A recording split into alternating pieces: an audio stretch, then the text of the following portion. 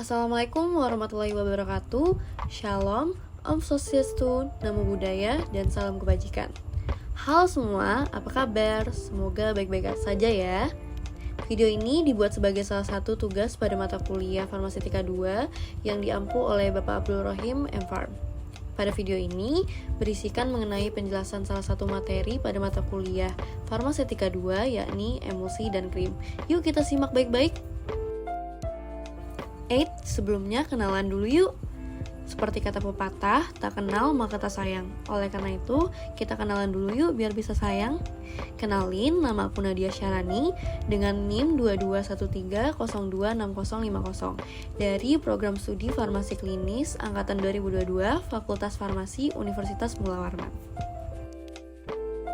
Back to the topic, pada video ini akan dibahas beberapa poin penting mengenai emulsi, seperti apa itu pengertian emulsi, apa saja keuntungan dari sediaan emulsi, apa saja komponen-komponen dalam emulsi, bagaimana tipe-tipe emulsi, dan bagaimana sih cara pembuatan emulsi. Yuk kita bahas satu-satu.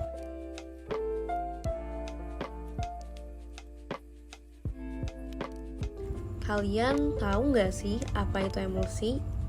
Jadi, emulsi adalah sistem dua fase yang salah satu cairannya terdispersi dalam cairan yang lain dalam bentuk tetesan kecil. Jika minyak yang merupakan fase terdispersi dan larutan air merupakan fase pembawa, sistem ini disebut emulsi minyak dalam air.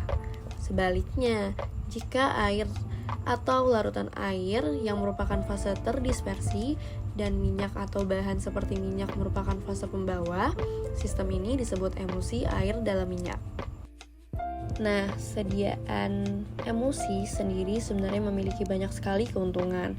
Di antaranya adalah pertama, sediaan emulsi dapat menutupi rasa yang tidak enak pada bahan obat. Yang kedua, lebih mudah dicerna dan diabsorpsi karena ukuran partikel minyak diperkecil.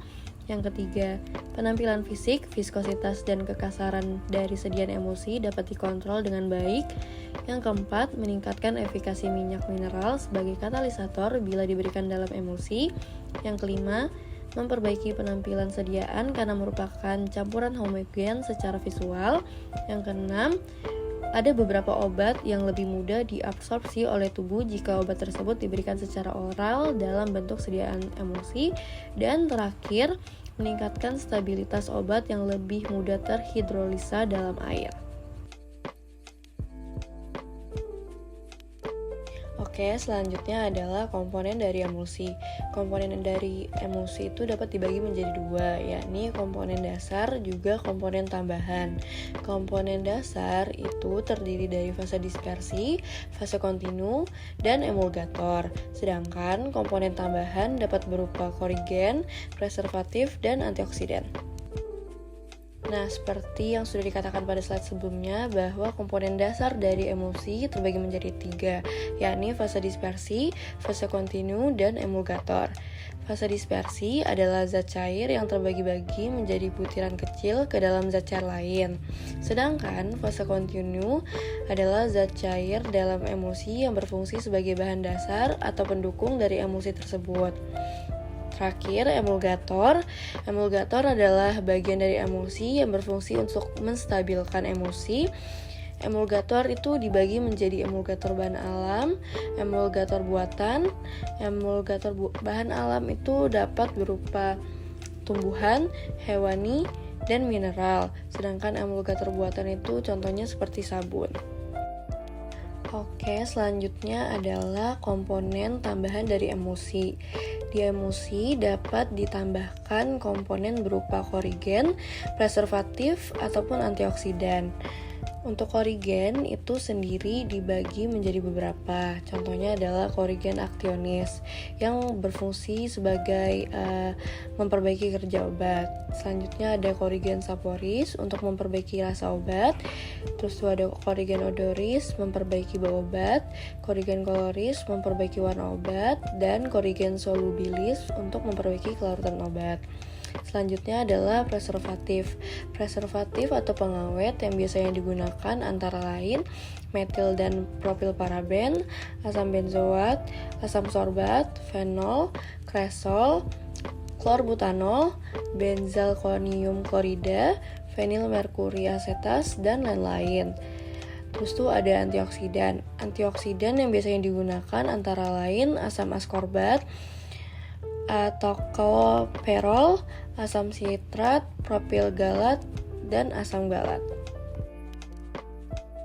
Oke, selanjutnya kita beralih ke tipe emulsi. Tipe emulsi berdasarkan macam zat cair yang berfungsi sebagai fase internal maupun eksternal dibagi menjadi dua, yakni emulsi tipe oil in water dan emulsi tipe water in oil. Yang pertama adalah emulsi tipe oil in water atau minyak dalam air. Emulsi ini terdiri dari butiran-butiran minyak yang tersebar ke dalam air. Minyak sebagai fase internal dan air sebagai fase eksternal. Yang kedua ada emulsi tipe water in oil atau air dalam minyak. Emulsi ini terdiri dari butiran-butiran air yang tersebar ke dalam minyak. Air sebagai fase internal dan minyak sebagai fase eksternal. Nah, bagaimana sih cara pembuatan emulsi? Cara pembuatan emulsi sebenarnya dapat dilakukan menggunakan beberapa metode. Di antaranya adalah metode gom kering atau metode kontinental. Terus itu juga bisa menggunakan metode gom basah atau metode Inggris, ataupun menggunakan metode botol atau metode botol Forbes. Untuk metode gom kering atau metode kontinental dapat dilakukan dengan cara zat pengemulsi atau gom Arab dicampur dengan minyak. Kemudian tambahkan air untuk pembentukan korpus emulsi, baru diencerkan dengan sisa air yang tersedia. Selanjutnya menggunakan metode gom basah atau metode Inggris dapat dilakukan dengan cara zat pengemulsi ditambahkan ke dalam air atau zat pengemulsi umumnya larut agar membentuk suatu mucilago. Kemudian perlahan-lahan minyak dicampurkan untuk membentuk emulsi, setelah itu baru diencerkan dengan sisa air. Terakhir menggunakan metode botol atau metode botol Forbes. Digunakan untuk minyak menguap dan zat-zat yang bersifat minyak dan mempunyai viskositas rendah atau kurang kental. Dengan cara minyak dan serbuk gom dimasukkan ke dalam botol kering, kemudian ditambahkan 2 bagian air, tutup botol, kemudian campuran tersebut dikocok kuat. Tambahkan sisa air sedikit demi sedikit sambil dikocok. Oke, itu dia tadi pemaparan materi emulsi dan krim dari saya. Untuk referensi materi, saya mengambil dari buku ajar farmasi fisika yang diterbitkan pada tahun 2021 oleh penerbit Samudra Biru.